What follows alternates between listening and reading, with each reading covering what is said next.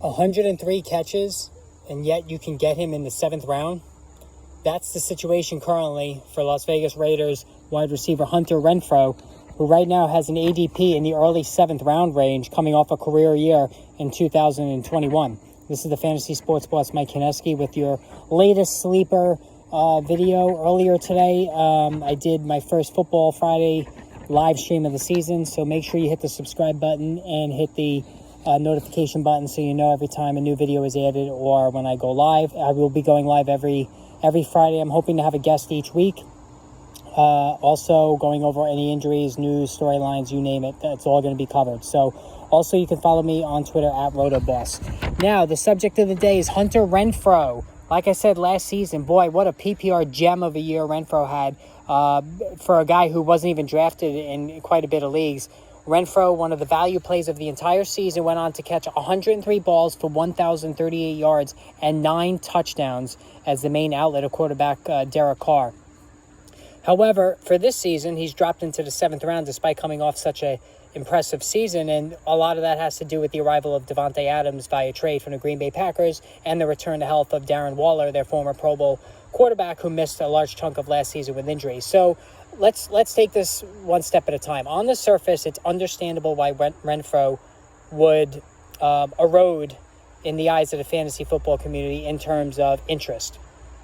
When you have a massive target hog like Adams coming on board, reuniting with his former college quarterback as well, the easy call is to say that Adams is going to be the primary outlet no matter what, just on talent alone and rapport with David Carr. And I'm totally on board with that. I think Davante Adams is still a first-round pick, even though he doesn't have Aaron Rodgers throwing to him. I think Derek Carr is severely underrated.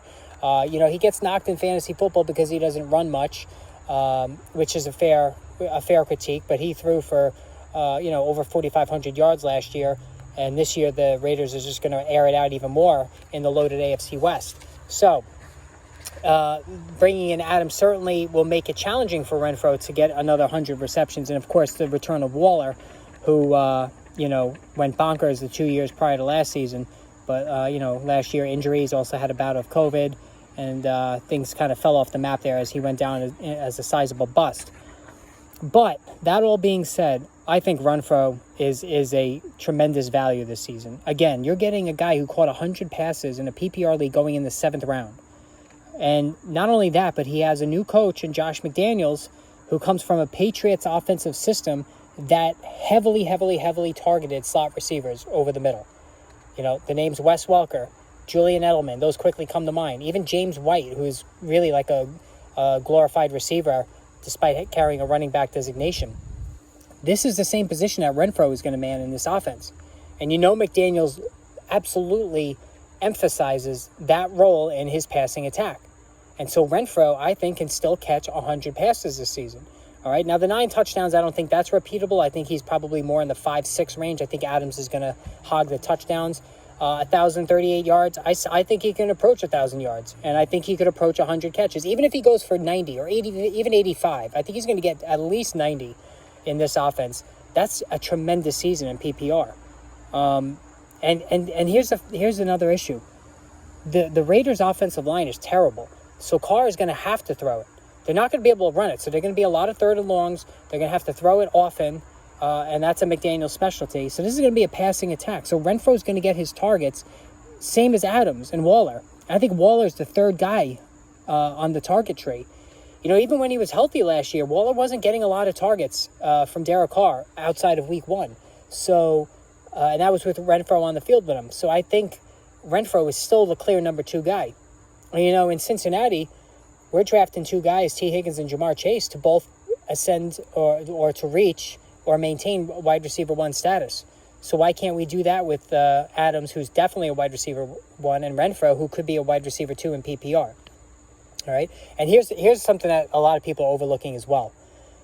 The Raiders are going to be playing catch-up in a lot of these games. You look at this division, it's ridiculous. I mean, the Broncos with Russell Wilson, you have Justin Herbert with the Chargers, Patrick Mahomes with the Chiefs. You have 3 of the best quarterbacks in the division who are going to light it up with the aerial attacks week in and week out. So the Raiders, you can say, are the worst team in this division. But with that being said, they're going to have to pay. They're going to be involved in shootouts every week. And with the Raiders being the weakest team in the division, they're going to trail in a lot of games. So they're going to have to throw a lot in the second half playing catch-up. There's going to be a lot of garbage time opportunities for Renfrow. And you know what? Whether it's in the first quarter or garbage time, they all count the same. Okay? Don't ever knock garbage points. They all count the same. I mean, it's frustrating when you're on the receiving end of that, when you're winning a matchup and then your opponent starts collecting all these garbage time points. It's beyond frustrating. But that's what Renfrow is going to be able to do this year.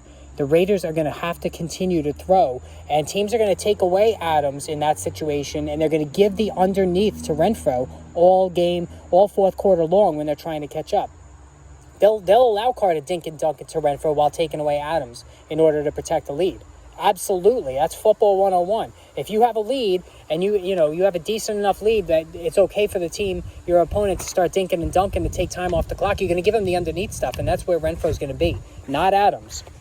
So, again, Renfrow is undervalued as a 7th-round draft pick. I think he can catch another 100 passes. This is a terrific value for all the reasons I just gave you. So make sure you have Renfrow squarely in your PPR tier at the wide receiver 2-3 level. Obviously, going in the 7th round, the expectations of him are being a wide receiver 3 this season. But again, the numbers could reach wide receiver 2 status in PPR formats. All right, so again, drop the follow. All right, drop the subscribe button and follow me on Twitter at Rotoboss. And again, tomorrow, another sleeper, another bust every week. Every day from now until the start of the season. And, of course, any news that breaks, we're going to jump right in and give you instant analysis. All right? So until then, we'll talk soon, everybody.